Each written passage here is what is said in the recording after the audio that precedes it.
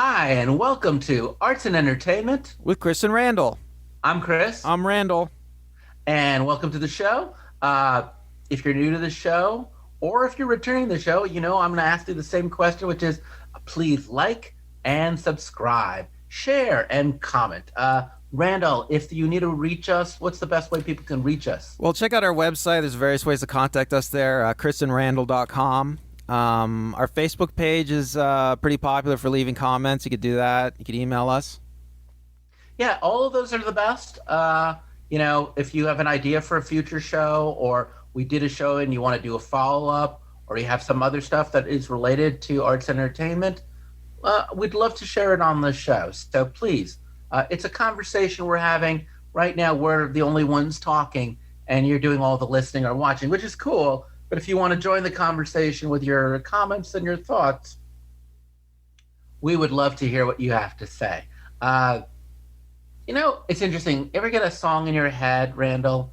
The other day, it was going through my head that the song, I learned it as a child. When the bear went over the mountain, the bear went over the mountain, the bear went over the mountain to see what he could see. You know that one, right? I'm familiar with that song, yes. Yeah, it's about a bear, and the bear goes over the mountain to see what he could see. And then it goes further. It just repeats itself to see what he could see, to see what he could see. Now, it dawned on me when hearing that song, I had heard it. It reminded me of another song, which is, for he's a jolly good fellow, for he's a jolly good fellow, for he's a jolly good fellow, and so say we all.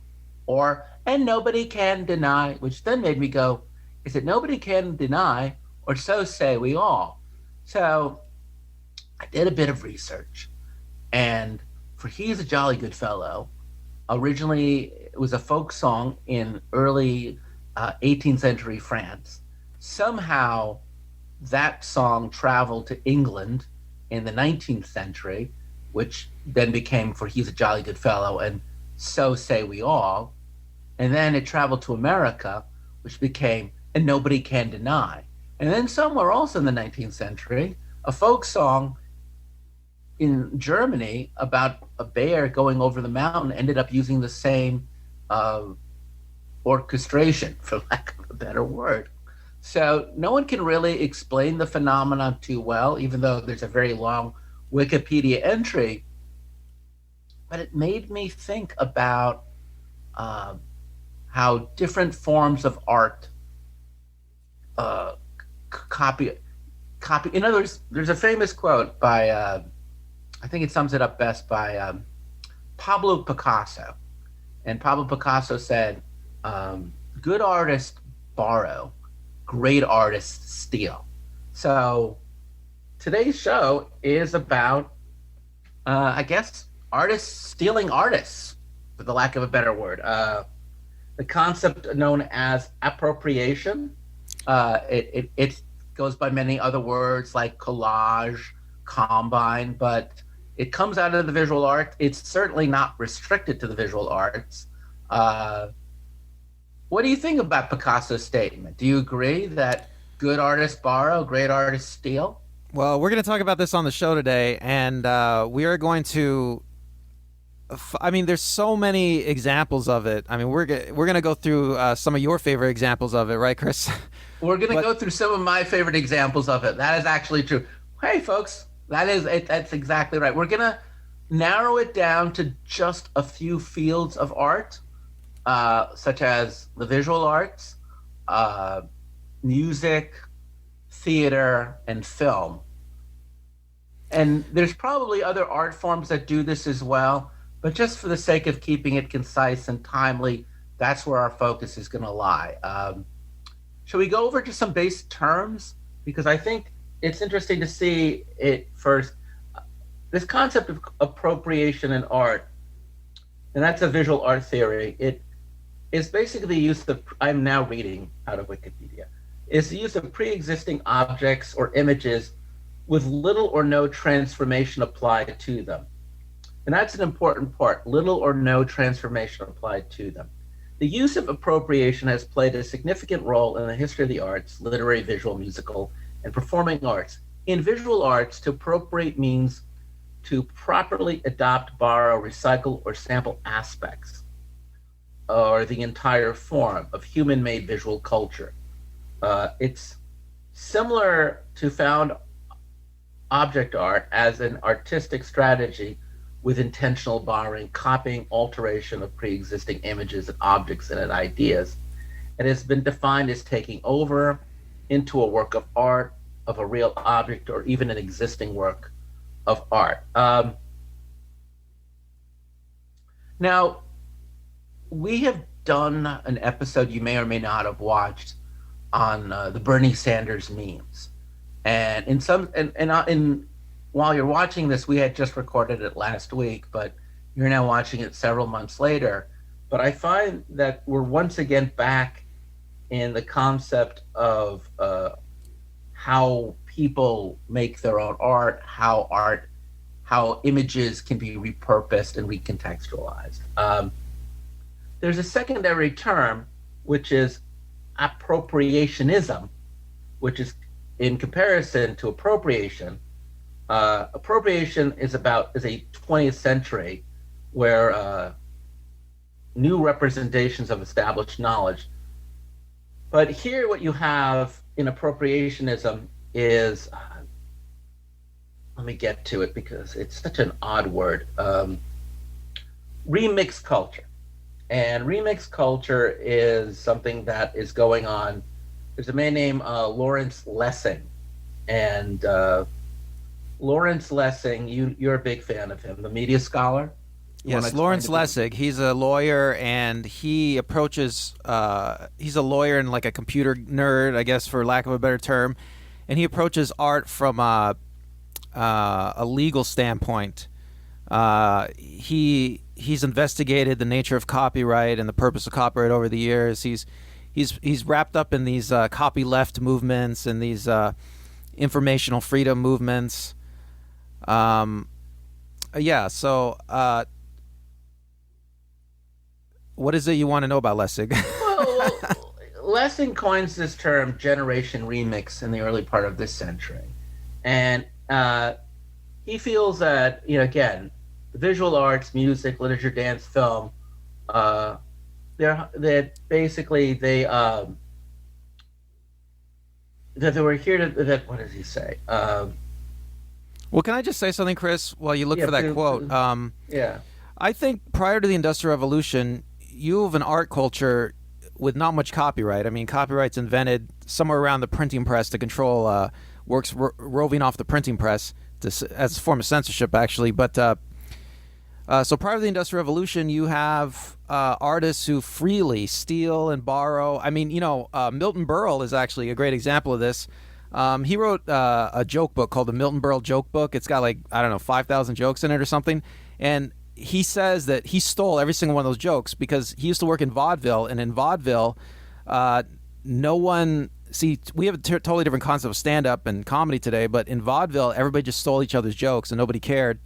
And that's the kind of way art was, I think, prior to the Industrial Revolution. And then now, and you're absolutely right, because if we go back to the bear went over the mountain / for he's a jolly good fellow, that's exactly where you're at. No one ever said, "Oh, I'm going to sue the people who made Bear Went Over the Mountain." Copyright didn't even exist then. It didn't. It certainly wasn't. It was not. Well, in the 19th century, it exists, but good luck enforcing copyright in that environment was something that came to being in the 18th century by folk artists to begin with. I mean, in that sense, the joke traveling that you refer to has no point of origin, whereas now we're dealing with artworks that has a point of origin. And that's why I want to get to what he says here, which is that on one hand, there are collaborators who foresaw a new age of innovative, useful, entertaining ways for art of the digitalized and globalized 21st century. The new appropriationists will not only realize Joseph, and I cannot pronounce his last name, Beuy's, Beuy's dictum, that everyone is an artist, but also build free societies by liberating art and finally from traditional concepts such as aura, originality, and genius. They will lead to a new term of understanding and defining art. which is what you're saying here.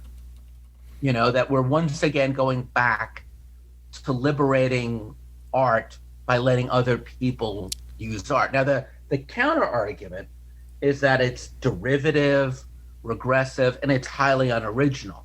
And we can explore that in the show today. But just from what you're saying, I know that you have talked about how everything is really a derivative of everything. Well, I mean, there's this internet nerd argument that everything is a remix. I tend to agree with it. I mean, what cultural artifact, piece of art is 100% original? They don't exist. Like if you tried to make a 100% original piece of art, you wouldn't be able to do it. There's something you're lifting from other people. There's something you're building on. I mean, that's just the way culture works. And the purpose of copyright is to build these fences around intellectual property so that somebody can own it. And that has the effect of limiting the building blocks of art. It has the effect of retarding culture.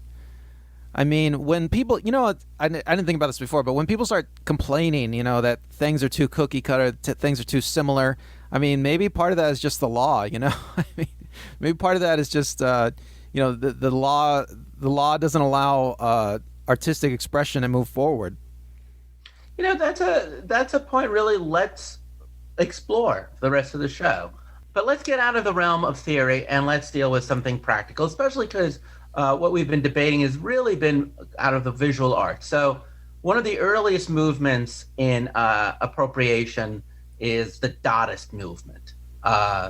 And for those of you who don't know what Dada is about, it came out after World War I.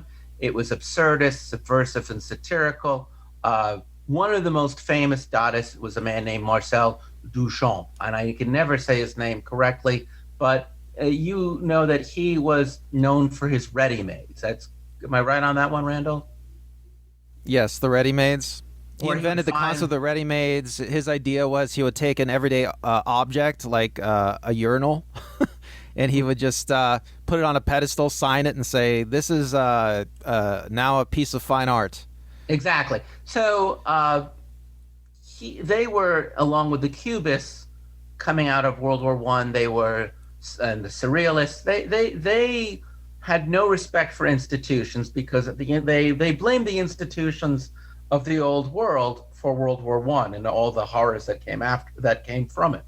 So they were political, and they used any of the old representations of the institutions for takedown. Over above my head is a famous example of this. Is that my left, Randall, or your left, the viewer? It's your left is the Duchamp. Okay, and on my right is the famous Mona Lisa.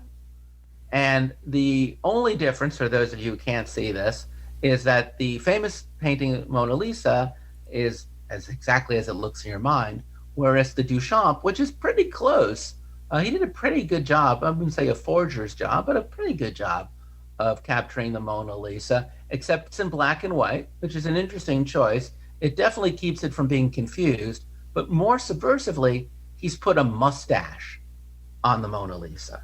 And the title of the painting, Duchamp's painting, is LHOOQ,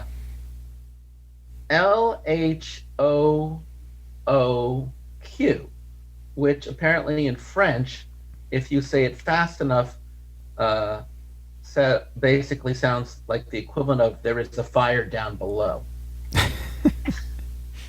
I mean, the point he's trying to make is what, Chris, you'd say is he's taking one of the most famous pieces of work, he's adding a small detail, and he's completely transforming it.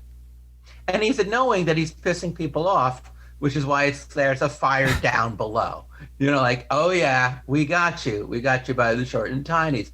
And there is a long history in the visual arts of protest artwork like this. I don't think you can see below me, but there were the Guerrilla Girls, and they took one of my favorite paintings by Odalisque, by Ingres, and they just put a bag over it, and they write, the only way the women can get shown in the Metropolitan Museum of Art is if they're naked. And it really hits that political point so well. So a lot of the times when you see it in the visual art, it can be political or humorous. There's a wonderful Magritte. Is that the one above your head? Yes, above your head, folks, Randall. If you can see above Randall's head, there's the famous. I'm so bad at French. Do you speak French, Randall? No, I don't. Okay. So David's portrait of Madame Recamier, 1800, and that is, I guess, on your left. And then there is Magritte's version of that, which is Madame Recamier by David, 1951. And the difference is very clear. The original painting, a woman is reclining on a couch, and 150 years later, it's the same woman, but now in a coffin, an oblong coffin to accommodate the pose that she's reclining on a couch. Hey, you know, the interesting thing about these works is, or I find one of the interesting things about these works is, if these works had been copyrighted, like if it wasn't the Mona Lisa, if it was like the Disney Snow White, and he tried to draw a mustache on her. I mean, Disney would crack down on his head, right? Well, actually, no. When we'll get to that in a bit, because you're actually now talking about more of a 20th century thing with Jeff Koons, and Warhol, who would do things of that nature, and we'll get to that literally in a second. Just let me finish up on this, because I think you've raised an excellent question, which is, but I want to hold back on that, if you don't mind. There's other things like Cindy Sherman, who would recreate famous paintings through photography, where she would put herself in it. There is another contemporary 21st century artist from Japan who's often been compared to Cindy Sherman. You want to pronounce his name? No, go ahead. I have to find it in the text. Yomasama Miramura. That sounds pretty good. Thank you. And I believe on your side, Randall, for those of you who can see it, there's a very famous painting by Velázquez, and then which Velázquez painted in 1656, and then Miramura repaints it in 2013. But the difference is very stunning, because he takes the painting, but he also shows Velázquez painting it. And he has done various variations of this with characters wandering through the painting and out of the painting to make you aware of the process of painting. And then in doing so, it adds perspective and commentary, which is another way of doing this, in the same way that when you take a famous painting and you transform the scene into photography with Cindy Sherman, it adds the physical dimensions and lighting and perspective. How do you feel, by the way, when you see Cindy Sherman's photos that recreate paintings? I don't know.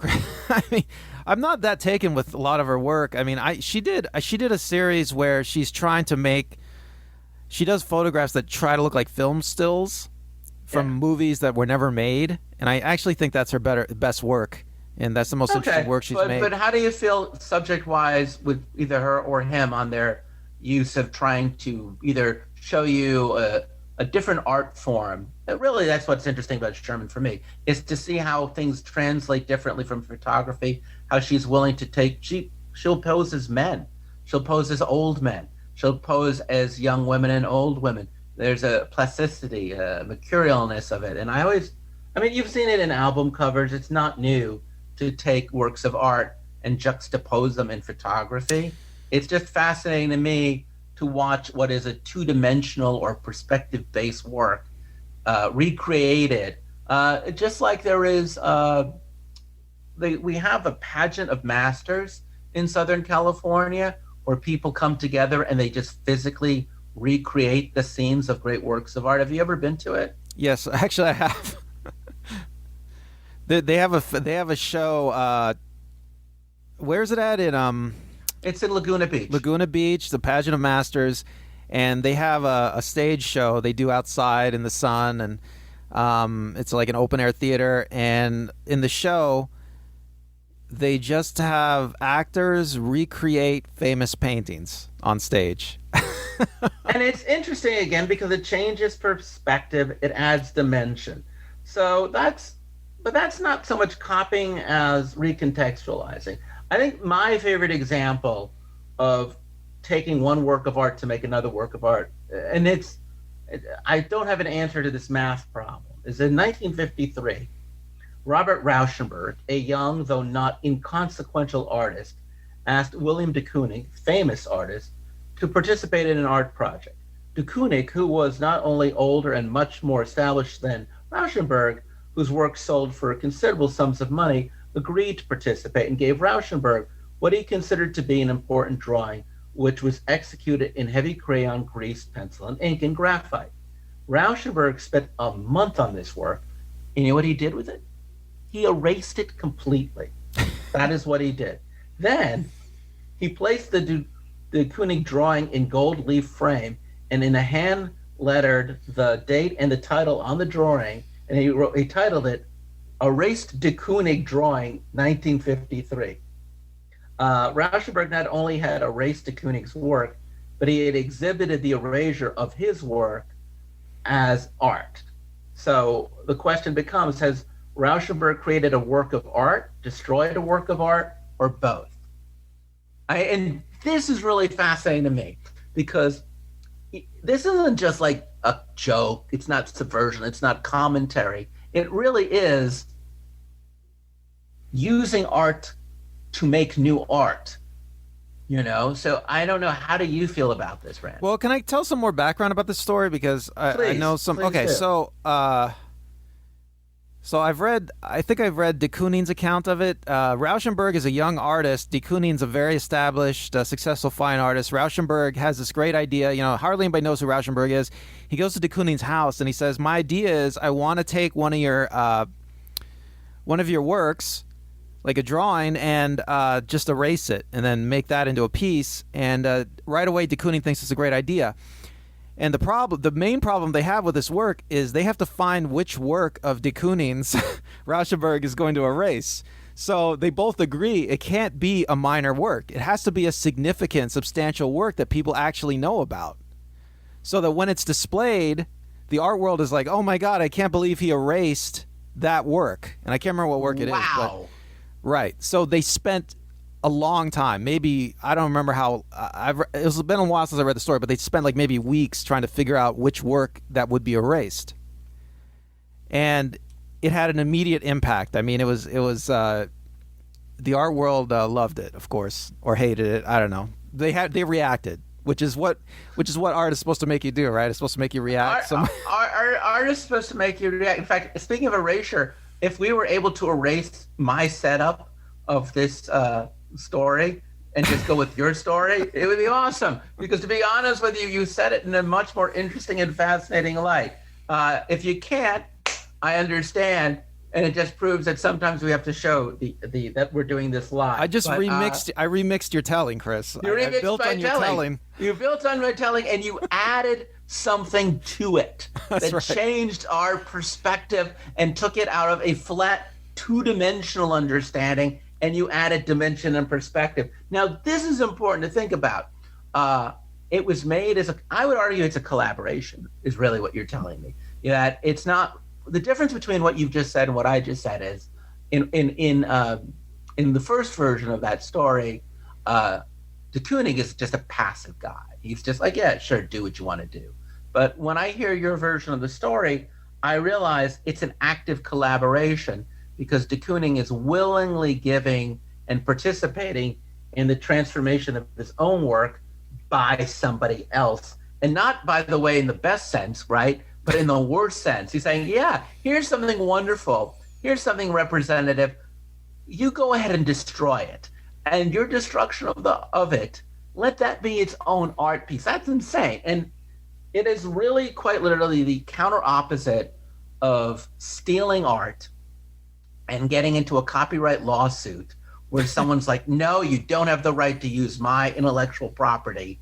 So let's get into the sexiest part of the show, the Copyright Act of 1976. the U.S. Copyright Act of 1976, which provides a defense against copyright infringement when an artist can prove that their use of the underlying work is fair. Fair use. Fair use, folks. It has 4 points. Number 1, the purpose and character of the use, commercial or educational, transformative, reproductive, political. The nature of the copyrighted work, fictional or factional, the degree of creativity, the amount and the substantiability of the portion of the original work used, and the effect of the work upon the market or potential market for the original work. And this is where we get into this concept of transformative versus reproductive art. And you were already talking about how copyright has been used. Go explain a little more. Well, on what subject, Chris? What are you getting at? Well, one of the things that's the easiest to protect is parody. If you do a parody of anything, it's protected. That's protected by fair use. Well, I think I'll just say in general, fair use. I think that the 76 copyright law, when it introduces fair use, they're acknowledging that the idea of putting fences around all intellectual property for all time for all these businesses is a little bit ridiculous. You have to give people artists some way to borrow and sample from other works. I mean, the law explicitly says that right here in fair use. Yeah. I mean, it isn't a protection. It isn't a right. It's actually a legal defense. So like you'll still have to go to court and get sued. So it's not very useful to artists really, but it's there. It's there, and here's some great examples. We'll pick on Andy Warhol twice. So the first time, Andy Warhol was being sued by a woman named Patricia Caulfield, who was a photographer. Now, Caulfield had taken pictures of flowers of photography for a magazine. And then without her permission, Warhol covered the walls of Castelli's New York Gallery Art with his silkscreen reproductions of her work. Now, after seeing the poster, Caulfield sued Warhol for violating her rights as a copyright owner, and Warhol and her settled out of court. This is something we covered in our Bernie Sanders one when we were talking about the Shepard Fairey photo and how he used a photo from the AP for Obama. So it's pretty clear that is not transformative. That is reproductive. It's just a simple lifting of a photo, and it's a work of art that's particular. Now, compare that with the following. So, Warhol, we all know him for the soup cans, right? And believe it or not, Campbell's Soup was not excitedly happy about this, but there wasn't much they could do because, according to the court, they ruled that the public was unlikely to see the painting as sponsored by the soup company or representing a competing product. Paintings and soup cans are not themselves competing products, according to trademark lawyer Jerome Gilson. Yeah, so that's what's called transformative. It has taken the soup can and transformed it into art, even though, if we're being honest, they had to have hired an actual commercial artist to come up with the commercial design for the Campbell soup can. Now, you and I, a couple of years ago, were in a small gallery in Santa Monica where a guy who had met, there was a guy back in the 70s who had ran into Andy Warhol right across the street from the gallery. And he was a big Warhol fan. So what Warhol did was, instead of just giving him his autograph, they walked into a local mini mart. Yeah, this guy, it's just some guy, right? Just a normal guy, right? He sees Andy Warhol and he runs into the grocery store. So he runs into the grocery store. He buys 2 cans of whatever random Campbell soup cans there are, and he gets Warhol to sign them. And we went there and we saw on display 2 Campbell soup cans with Warhol's autograph on them, valued approximately at $14,000 some 40 years later. And now, I've seen a lot of the great Campbell soup cans works at various museums throughout the United States. And you've seen, I'm sure, have you seen the Campbell soup can work? Either in person? Yes, I have. Now, when you look at those paintings, they look transformative, don't they? Yes. They're amazing. There's When all you sorts of look, stories about them. Yes, I yeah, know a but lot when you about. look at the soup cans with his name on it, what the fuck, man? I'm sorry, I didn't mean to curse, Well, but it deserves it. I believe it was a part of the story. It was the first time anybody had asked Warhol to do that, and so because of that, Warhol did it. But then he refused to ever do that again, which is why those soup cans were so valuable. One of the reasons. Ah, so actually, it's interesting because thankfully, he would never do it again. But no, Picasso did that, right? Well, there's a story I know about Picasso. Picasso went out to dinner at some fancy restaurant, and this is when he was a famous artist, and he would pull this kind of thing all the time, actually. But I read this story that I think is true because it was relayed by somebody at the restaurant. So Picasso eats at this fancy restaurant. After he's done, they send him the bill, and he just takes a napkin, a paper napkin, and he draws like a picture on it, signs it, and then leaves that on the bill and walks out the door. And they just let him do that because it's Picasso, right? So his signature becomes a work of art. Now, another good example of this really comes from the world of music. There's a song from the early 60s, mid 60s by the Chiffons called He's So Fine. You can look it up, but it goes, He's so fine, do-rang, do-rang. And about a decade later, when George Harrison has just left the Beatles and he puts out his first album, he has a hit song called My Sweet Lord. And people start to notice there's a stunning similarity between the music to My Sweet Lord, and it ends up in court. And it takes a couple of years. Now, Harrison says that he never intentionally meant to take the song. He said he would have gladly changed a few bars, changed the arrangement, modified it, right? There's a certain amount that you can sample from music, but do you remember how that law works? If I remember right, the courts, I think, have decided that every fourth note has to be a different note. I mean, and I think that really goes to show that when it comes to music, there's like a basic acknowledgement that everybody's going to remix and steal and borrow. Well, I mean, that's just how art works. Too, because there was a guy who had been the Beatles manager, I think his name was Arnold Klein, or could have been Andy Klein. Anyway, he was a terrible man and was often considered responsible for the mismanagement of the Beatles' copyrights, their works. He was fired by the Beatles shortly around the time before they broke up. He ends up buying the rights to the Chiffons' He's So Fine for $576,000 in 1976. So that he can be part of this lawsuit to basically stick it to George Harrison.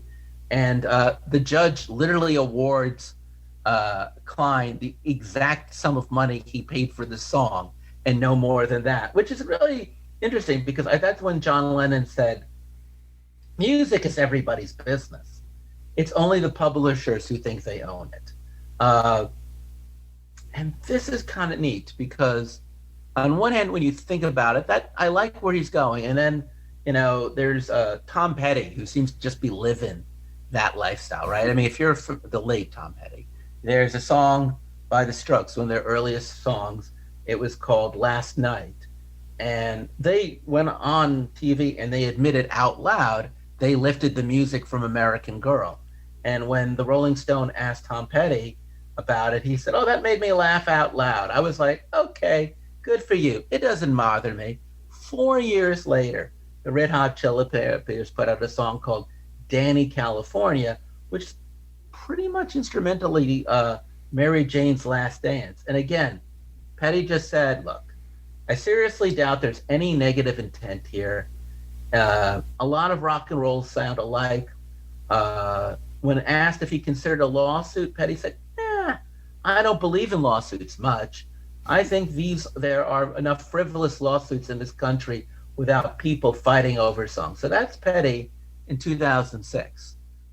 9 years later, Tom Petty and Sam Smith settle out of court because Sam Smith's Stay With Me bears an awful lot of similarities to the Tom Petty Jeff Lynne song Won't Back Down. So even Petty, over a period about a decade or so, goes from being, yeah, all artists are good to like the Monet.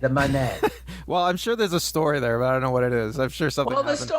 the story is, and this is interesting too because the story is, if we go back to Rauschenberg and de Koenig, there was cooperation, and when you look at what happens with Petty, I guess I'm going to interpret. There's no reason to say it to be true, but I think Tom Petty just got tired of people appropriating his arrangements for their pop hits, and he just said, "No, you have to pay me. It's only fair."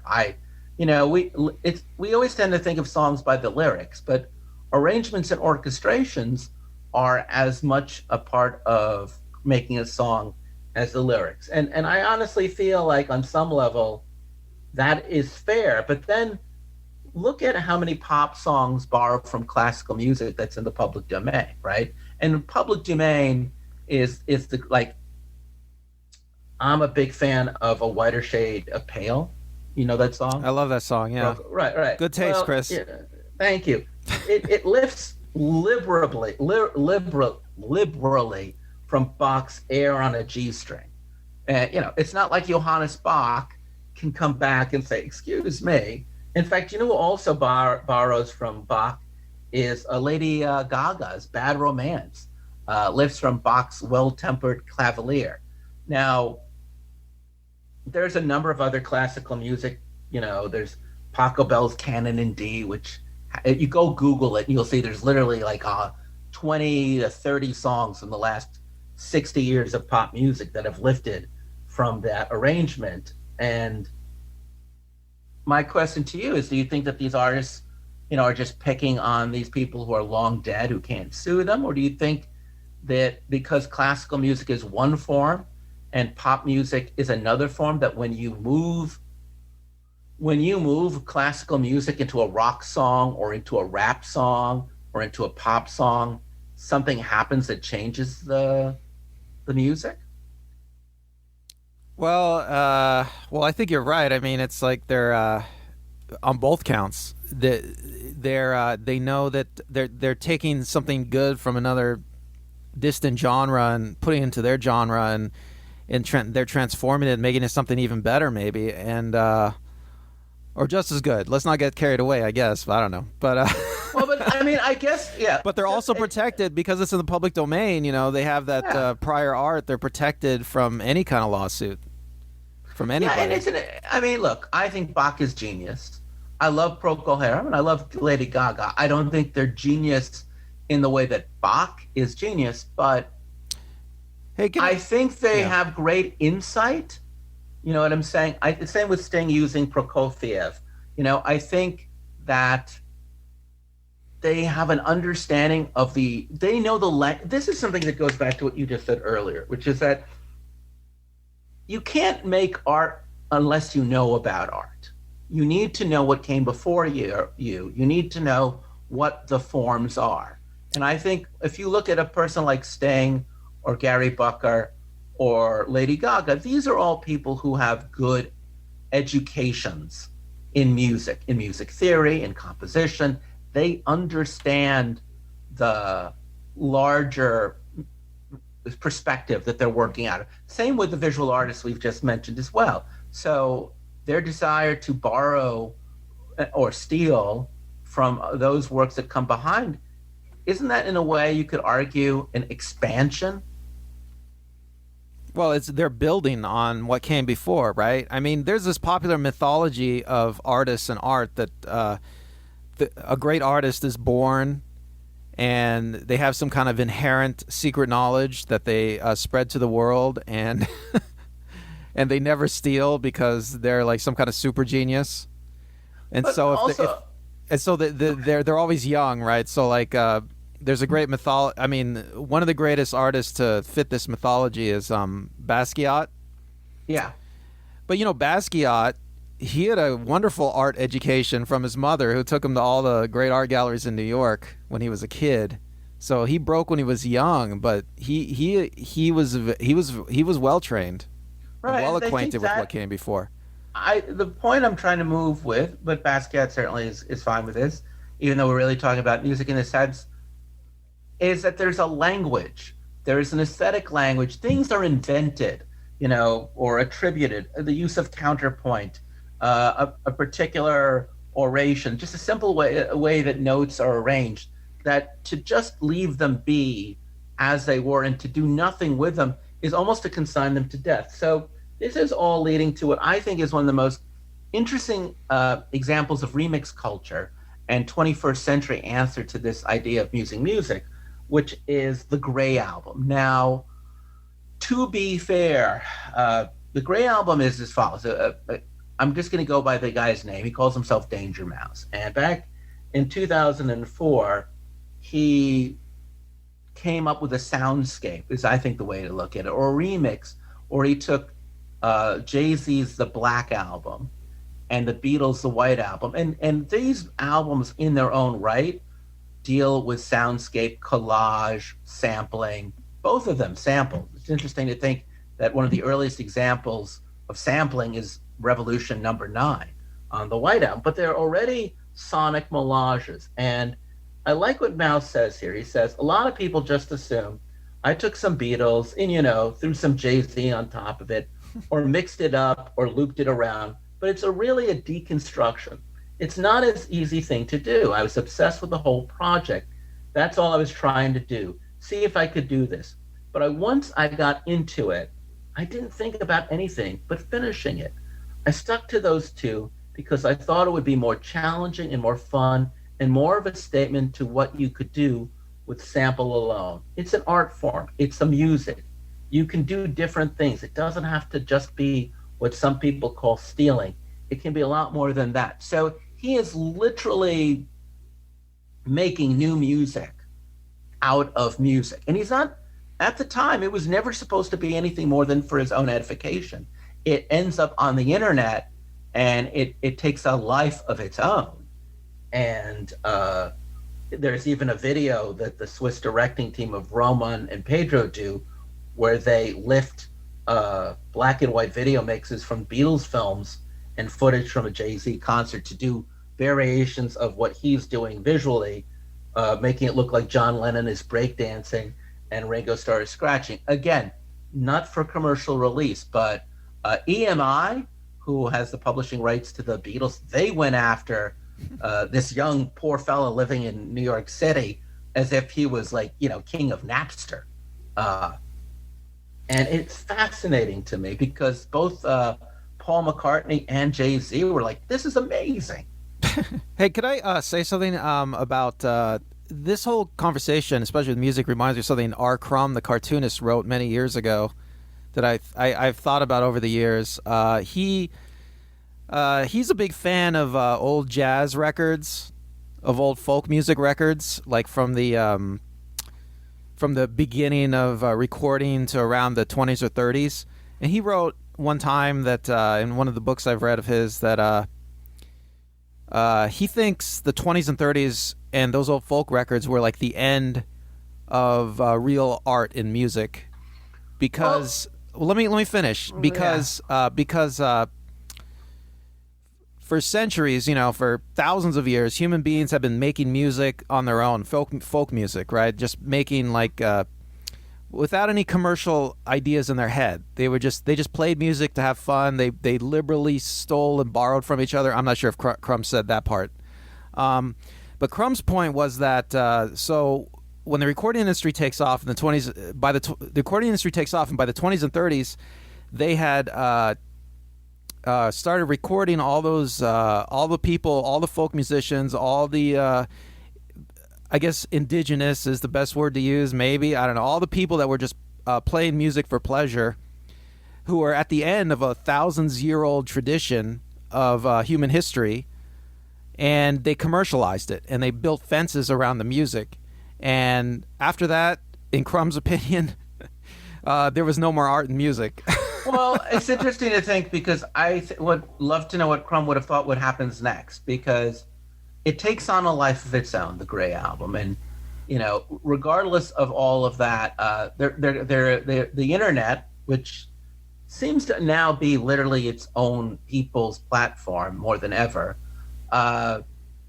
the internet responds. They do this thing where it's called Great Tuesday, where there's massive downloads of this, and it's so much so that nobody can really go after them. And there's a great quote on the aftermath of this by Jonathan Zittrain, professor of internet law at Harvard Law School, and he says, as a matter of pure legal doctrine, the Great Tuesday protest is breaking the law. End of story. But copyright law was written with a particular form of industry in mind. The flourishing of information technology gives amateurs and home recording artists powerful tools to build and share interesting, transformative, and socially valuable art drawn from pieces of pop culture. There's no place to plug such an important cultural sea change into the current legal regime. So yeah, I mean, look, did I ask for these? Did I get permission to use the paintings that are behind us? Hell no, I just grabbed it. You know? Anybody That wasn't a good idea, Chris. That wasn't a good idea on our part. No, it was a terrible idea. I mean, we might get a cease and desist, but look, if you made a Bernie meme, you probably did the same thing, and you could. Well, I'm protected by parody. I do think whether it's music or the visual arts, the genie's out of the bottle. Crumb would be very happy. I would hope that we've reclaimed. Remix culture has won, in my opinion. Things like and making a new art out of it. You know what I'm saying? To me, I think the Gray Album is very similar to the Rauschenberg de Koning collaboration. Not that Danger Mouse had permission from either of Jay-Z or the Beatles, though I think I saw Jay-Z and Paul McCartney actually on the Grammys soon thereafter performing a variation of that. In fact, it's interesting because soon after this comes out, the producers, the Beatles decide, Apple Records just collaborates with Cirque du Soleil, and they do a Cirque du Soleil show called Love.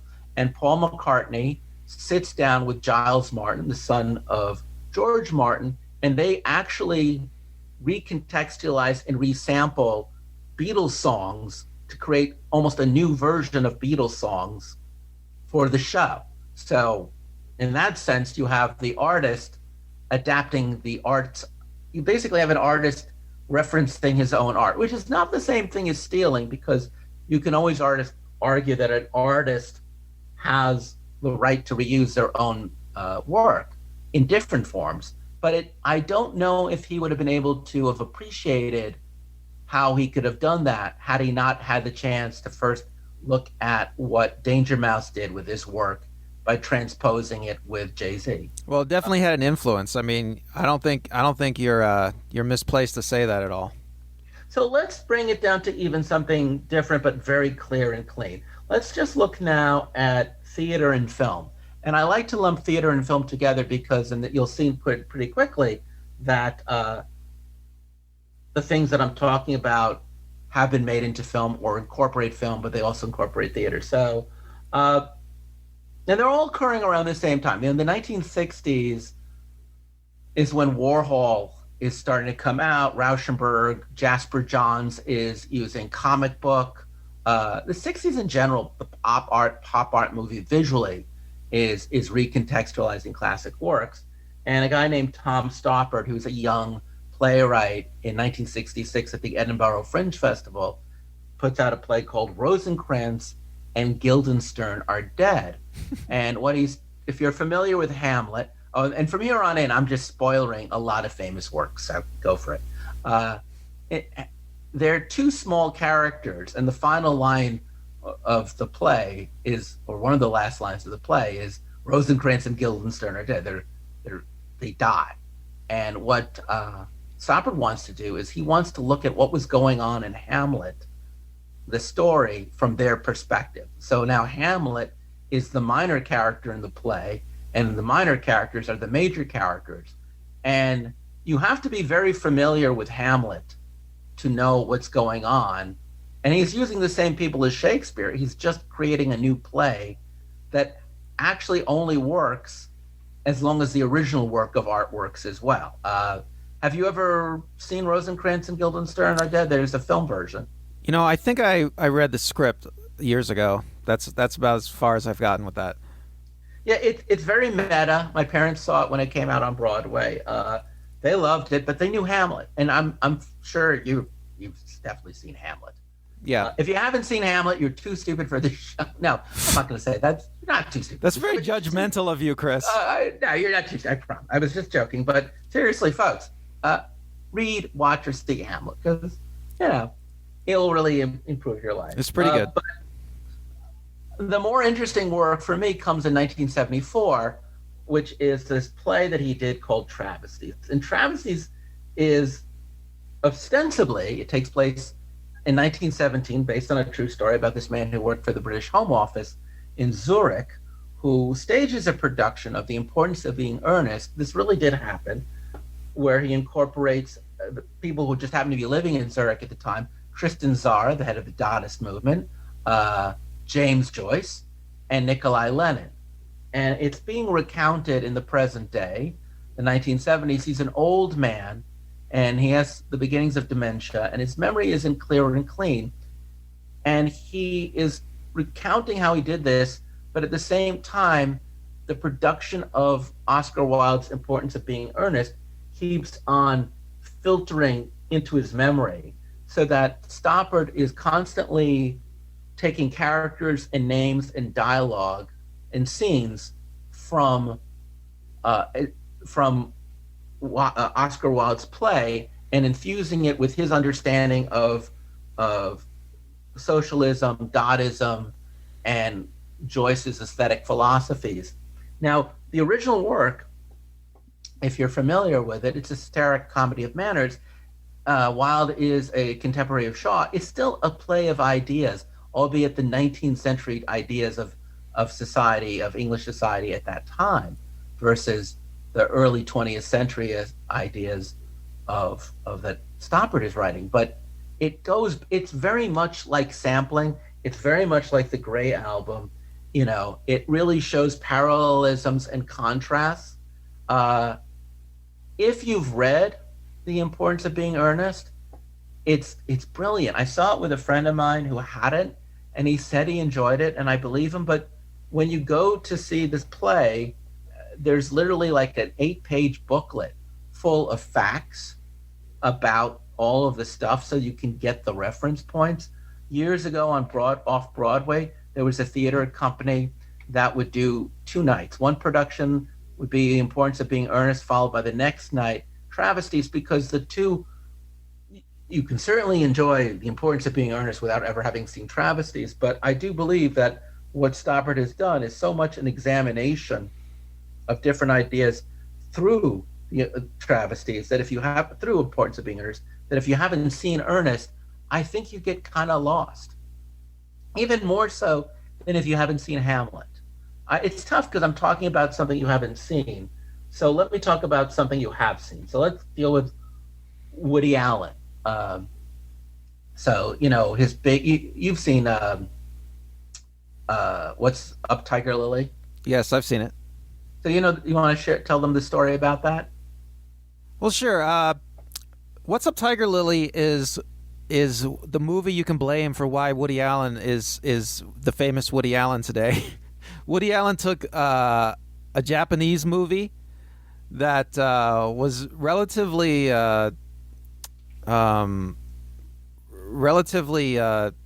mundane, I would say, not that interesting, and he just redubbed it with his own dialogue to turn it into a different movie. I mean, there's a bunch of re-edits, I'm sure, and so, I mean, it was inventive. It was cheap, and I'm not sure which production house put it out, but I think it was a low-budget B-movie production house. I mean, this is 1966, so the theatrical climate at that time is like the Roger Corman type climate. You could put out like low-budget kind of fare, and so Woody Allen found a way to make one of the most ultimate low-budget movies ever, What's Up, Tiger Lily?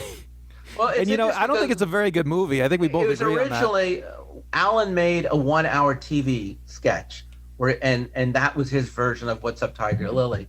The people who had the rights to it decided to add another film and the Lovin' Spoonfuls, who were a pop team of that era, and add music by the Lovin' Spoonfuls and an extra half hour lifted from another film entirely that Alan had no control in the editing or doing of. And then they re-edited even Alan's soundtrack.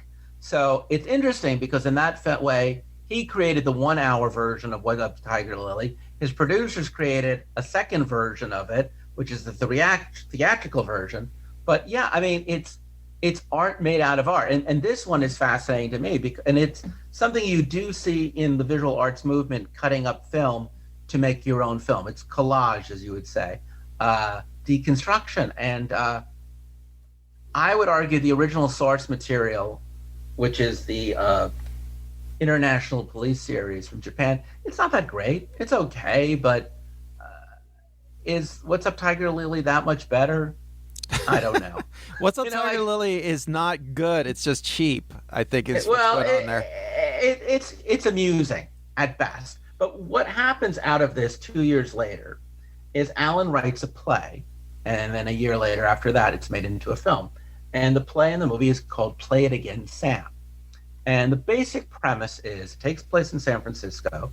A 30-something film critic who lives in San Francisco has just gone through a bitter divorce.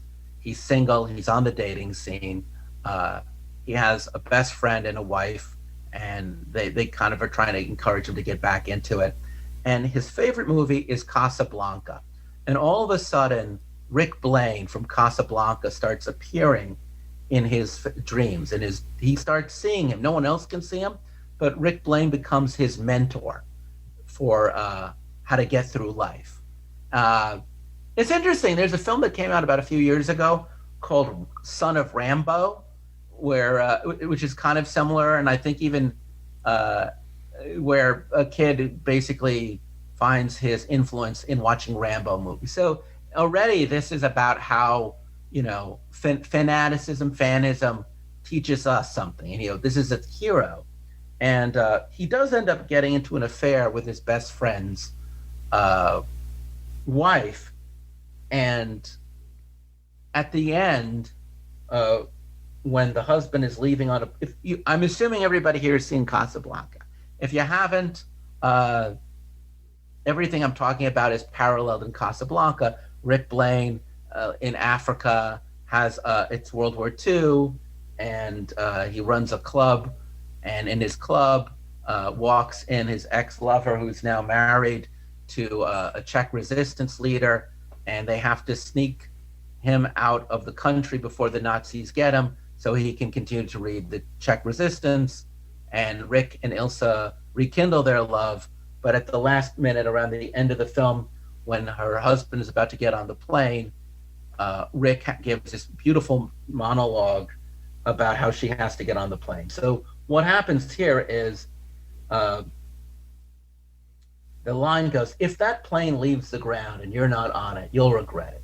Maybe not today, maybe not tomorrow, but soon, and for the rest of your life. Now, that same line of dialogue is delivered at the end of Play It Again, Sam, and Linda says, that's beautiful, causing the Alan character to admit, it's from Casablanca. I've waited my whole life to say it. His journey's complete. Bogart praises him, and he doesn't need his advice anymore. And then the music from Casablanca returns, and we end the film as time goes by, which is also how the film Casablanca ends. And the parallelism there is, you've seen the film, right? Yes, I've seen Casablanca. And you've seen Play It Again, Sam? Yes, I've seen it. I love that film. I just think that's the sweetest ending. How do you feel? Yeah, it's a great movie. I mean, Woody Allen springboarded off of What's Up Tiger Lily to make a movie that basically just pleased everybody, and it really jump-started his career. I would have loved to have seen what that would have looked like on stage, because the film does have film clips, whereas I don't think the stage version would have had the film clips. But the idea behind how, and it's not anything like Casablanca. That's the best part. Casablanca is a romantic tragedy, a drama, and this is a relationship movie.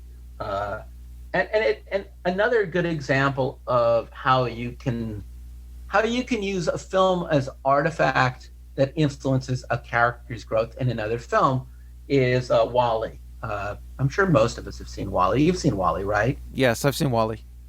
Came out in 2008, and the premise behind it is, we're 100 years into the future. Man is living out in the space. The Earth is abandoned, and little Wally is left among the rubble of detritus of all the old stuff that people threw away on the old planet Earth. And Andrew Stanton was interviewed about 2018, and he had always wanted Wally to find something among all the junk that showed the art, the potential of what made human beings human beings.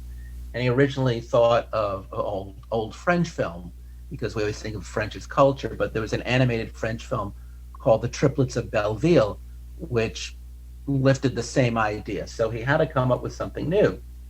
And again, at the time, he was listening to Hello Dolly. He had been in a production of Hello Dolly in high school, and he had played Barnaby, and the song Put On Your Sunday Clothes was just going through his head. And he turned to his wife, and I said, I think I have the strangest idea I ever had. He says, we were still working on all the details for quite a long time about all the story points, but we could carve these little moments around the song. It was really mining the song and watching the movie for anything that looked memorable and definable. So it was easy to reverse engineer. Tipping your hat is something that really is clear. Let's see if we can come up with some trash that looks like a top hat. So he says, I want to use this song. And it's not a Disney movie, Hello Dolly, so he had to get rights from Fox. But once he got the rights, he not only added that one, but he also took the song It Only Takes the Moment. And he said, my story required him to teach for Wally to learn how to hold hands, because they never do in Hello Dolly, and they do in Hello Dolly, sorry. They do it in one brief moment in a wide shot, but he actually cut the wide shot into a close-up. So he actually altered the filmmaker's vision. I honestly forgot who directed Hello Dolly. I know the choreographer, it was Gene Kelly. Gene Kelly, actually, the great musical theater dancer, directed Hello Dolly. So they even changed it so that the visual would serve the story of Wally. And I think it's interesting too, because it's an animated film, and in an animated film you have you have two-dimensional visual art reality, whereas here the movie is three-dimensional human beings. So it's a lovely inversion, because normally it's the picture that's the fantasy, and it's the photograph it's realism, and here it's the actual opposite. Here it's the film that's the fantasy, and the picture that's the reality. How did you feel about it when you saw that in the theater? Well, Wally, it's kind of like a Zen movie at the beginning, it's definitely like a strange experience. I mean, one of the most artistic films Pixar's ever done, and I'm really struck by the idea to put a well-known song into the movie. If you think about it, like, what if they had decided, oh, we're gonna have to just put in a novel song because we can't get rights for anything, we can't afford it or whatever. It changes the whole tone of the piece, right? I mean, that this little robot is listening to Hello Dolly, it makes it it humanizes it. There's a cultural cachet with listening to that particular song, because that particular song has certain cultural significance that a novel song wouldn't. So a novel song, you wouldn't be able to create the same feeling, the same feeling in the characters, the same feeling in the audience. You'd have to write a song, which is a traditional Disney movie choice. Traditionally, Disney would hire a Broadway composer, and there would be singing. But Wally actually is interesting in that there is no musical numbers in the world of Wally. And by choosing, oh, look, it's not the first time you've ever seen film in an animation. You go back to Warner Brothers, and you can see like Robin Hood, played by Errol Flynn, appearing with Bugs Bunny. But it's the first time that I can remember in a feature-length animated film where they hung a lantern on actual film and contrasted it with animation, and by doing so, constantly reminding you that what you are watching is also that what you're watching is also art. You know, there's nothing that makes you more aware of the fact that what you're watching is art than that. So I like that, and I think it works well, and yet we're still committed to the story. So the last thing I really want to talk about, and one that I really feel, again, it's just a really fascinating way of adding layers and dimension, is Stephen Sondheim and the movie A Marriage Story. The Marriage Story. A Marriage Story? That's what it's I think called. it's A Marriage Story. A Marriage Story. Thank you.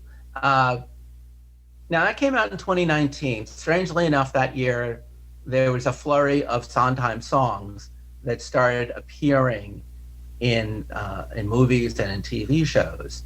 A Marriage Story, if you haven't seen it, it takes place in the present day. Adam Driver and Scarlett Johansson are a couple. Driver is a New York director who runs a stage director who runs his own off-Broadway theater company, and his wife, played by Scarlett Johansson, was a Hollywood actress who gave up her career to do off-Broadway theater with him. They have a son, and by the end of the movie, they have gone through a long and drawn-out divorce proceeding, and now she is living with his son in Los Angeles, and he is now living by himself, still producing plays in New York City. There's a musical that came out in 1970 by Stephen Sondheim called Company. And Company is about a guy named Bobby who is turning 35, and he has a lot of friends and he dates a lot of women, but he's really detached and he doesn't really know how to make meaningful emotional connections romantically. And his friends worry about him and his girlfriends complain about him. And Birnbach and Driver were big fans of the play and would often sing the song Being Alive, which is a song that ends Company, where Bobby is really kind of coming to his cathartic moment of understanding what it's like to be a human being and the necessity of feeling heartache in order to move on and be a human. And they were just singing it all the time. In this quote, Baumbach was saying, Being Alive came on very early in the process. We got together and we started to play around with him singing it and rehearsing, Baumbach said. It was actually a couple of months before we started to do it, and we thought he would know so well that he could remember all the lines. Baumbach cited a lot of reasons for choosing the Sondheim song, Being Alive, specifically for his movie about divorce, Driver's bigness, his superiority of coast over the other. The composer represents a version of a New York he felt familiar to Baumbach, so it felt tonally to include the New York I grew up knowing. He said, plot-wise, the song selection works too. The piano bar scenes echo an earlier monologue from Scarlett Johansson about lacking aliveness in her marriage, and comes just after she, Julie Haggerty, and Merritt Weaver sing You Could Drive a Person Crazy at a Party, which is also from Company. Now, Google this later, but when Driver doesn't just singing the song, he literally sings the lines of dialogue that come before the song and intersperse into the song. And while his character's older and has been married, so much of the journey that Driver has been on parallels so much of the journey that Bobby goes on. Now, at the beginning of the song, he's just showing off to his friends that he knows the song so well that he can quote dialogue. And these are theater people, so naturally they know the song line by line too. But as he goes further and further into the song, he finds himself having his breakdown, his crisis, where he really loses himself. And the feelings of the character and the understanding of what he has gone through all occur in the singing of the song. Now, you could argue, well, I guess Sondheim basically is getting ripped off here. Certainly, Sondheim had to give his permission for the use of this song, as he did for any of those. Uh, but Sondheim was fine with this because, again, going back to Rauschenberg and de Kooning, in one sense, this is an erasure of the reason behind why those lyrics were written, because originally it was written for a character named Bobby who was turning 35, and after having had his heart broken, realizes that's just part of being alive, and having instead transposed upon it this story that Birnbach writes. But I honestly believe the reason why Driver was nominated that year for Best Actor in a Film has a lot to do with how much his character finally loses his composure, and he's been angry and savage for most of the film, but there's such an understanding and vulnerability in that brief scene. I know he literally walked out of an interview when they played it, and I think, again, kind of like the Gray album, kind of like some of the better works, it gets past commentary or ironic juxtaposition, and I think it finds a truth that was always inherent in the original work, and it finds the objective correlative, that which makes the truth not only true in the context of the Sondheim musical, but also objectively true in the story of a marriage story. I don't know if that's as true when they do "You Could Drive a Person Crazy." That feels more like ironic commentary, but I do believe when you watch that scene, I think for a lot of people who watch that scene, they've never seen Company. Go and watch Company on YouTube. It's great. Well, do you think this movie would have worked as well if all the music was like novel and original for the movie? I mean, don't you think that choosing these songs gives it a certain cultural cachet?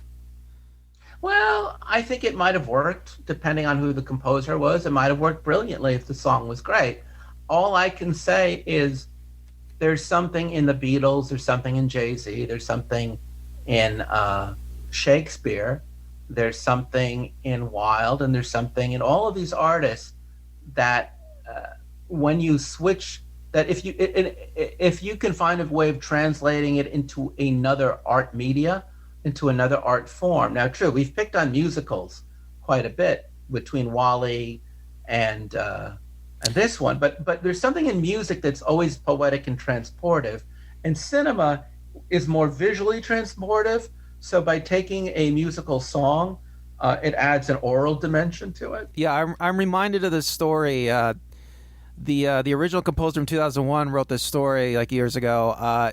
He was contracted, to do the score of 2001. He was going to write all the symphonic music. They were going to score it the way they score old Hollywood movies. They were going to get a symphony and play it, and usually in the editing process, you just shove like recorded music in there that's pre-existing to just hold the place. It's called temp music or temporary music. And so this composer was supposed to, he had seen a cut with the temporary music, and he was supposed to go in and, write music for everything, and it was going to be replaced.